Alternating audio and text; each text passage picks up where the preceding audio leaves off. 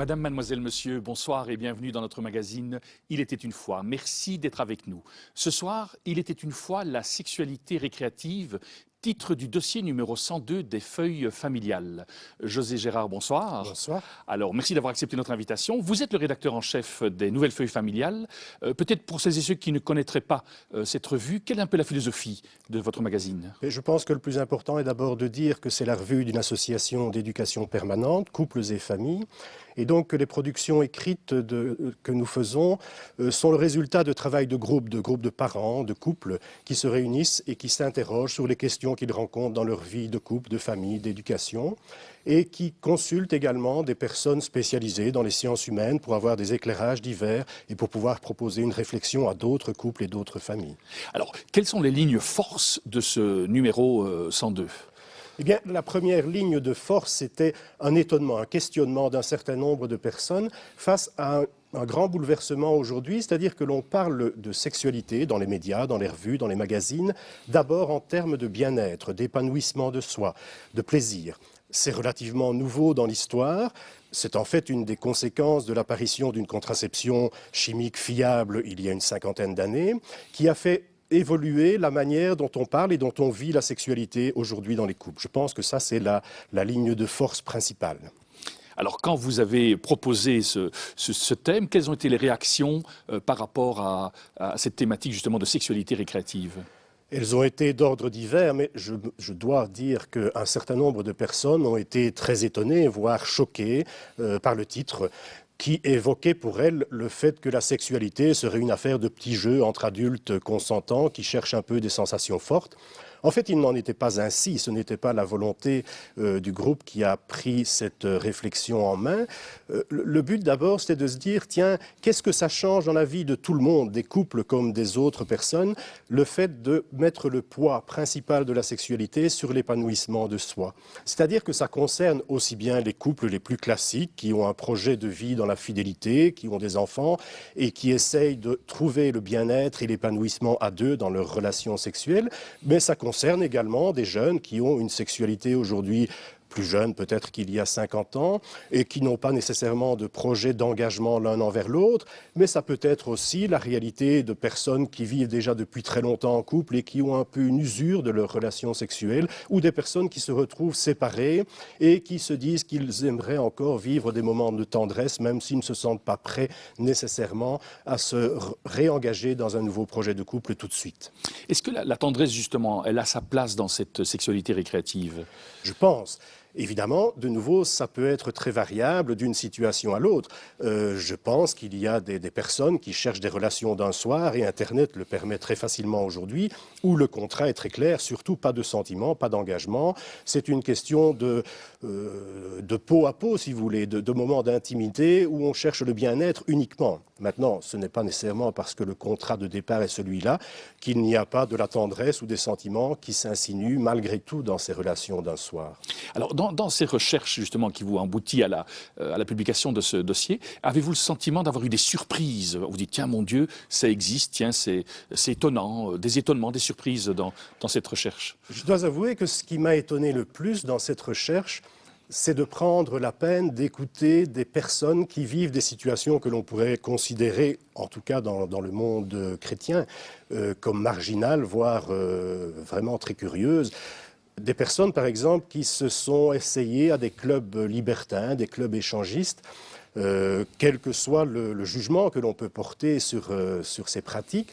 C'est assez étonnant d'entendre les valeurs de respect qu'ils mettaient derrière leur démarche. On peut en penser de nouveau ce que l'on veut, mais ce n'était pas n'importe quoi. C'était vraiment une recherche de renouveler ensemble leurs relations et avec des valeurs assez fortes. Personnellement, je ne m'y attendais pas du tout et j'ai été fort étonné d'entendre le sérieux de ces personnes-là. Maintenant, c'est peut-être une petite proportion de personnes, mais je pense que c'est intéressant d'écouter la démarche des personnes avant de porter un jugement pour soi-même ou pour d'autres. Alors, avez-vous le sentiment que justement cette sexualité récréative, elle est extra-conjugale?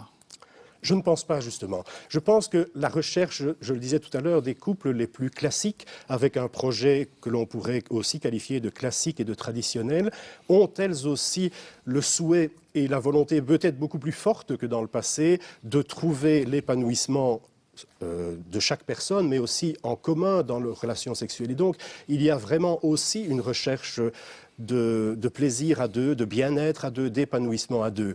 Donc cela traverse un peu toutes les relations, tous les types de relations aujourd'hui. Et c'est ça qui est un peu caractéristique à mon sens. C'est une évolution culturelle, ce n'est pas seulement une recherche marginale de quelques-uns pour un soir ou pour quelques heures. Et ce sentiment c'est une sexualité comme ça qui peut se vivre tout au long de la vie. Est-ce que vous abordez dans cette thématique aussi la sexualité du 3e, voire du 4e âge? Est-ce que c'est quelque chose qui est important pour vous? Je pense que nous avons essayé d'aller des plus jeunes jusqu'aux plus âgés.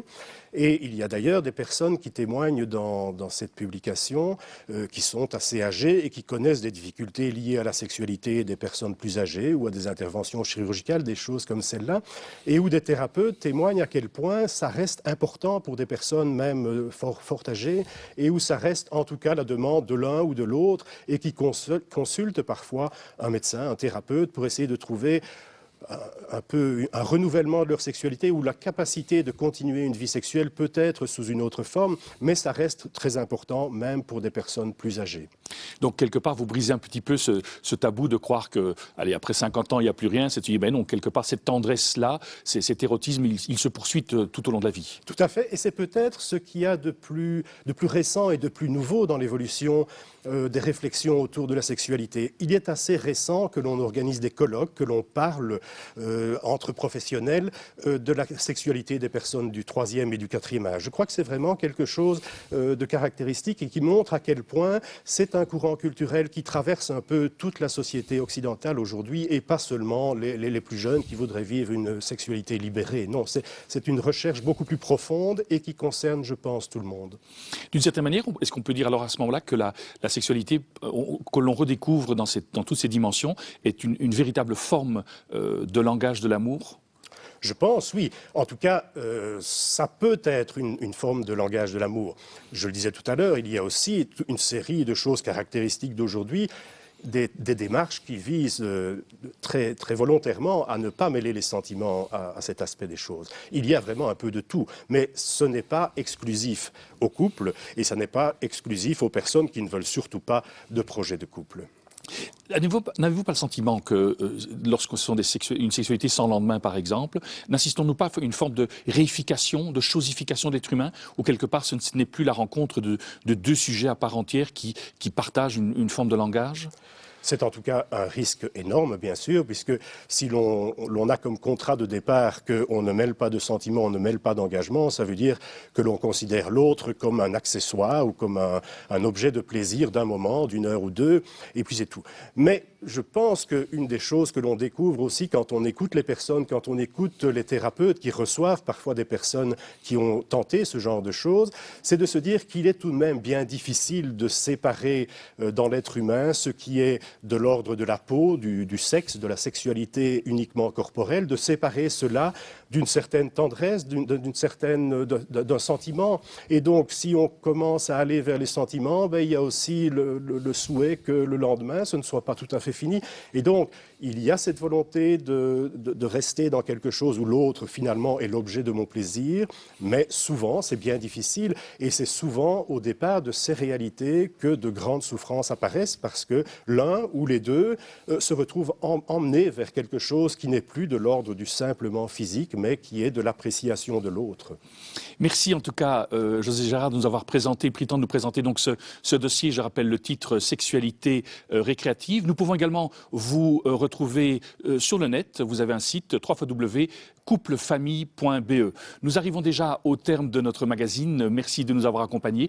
Au nom de toute l'équipe qui l'a préparé, il ne me reste qu'à vous souhaiter une excellente soirée et je vous dis à très bientôt.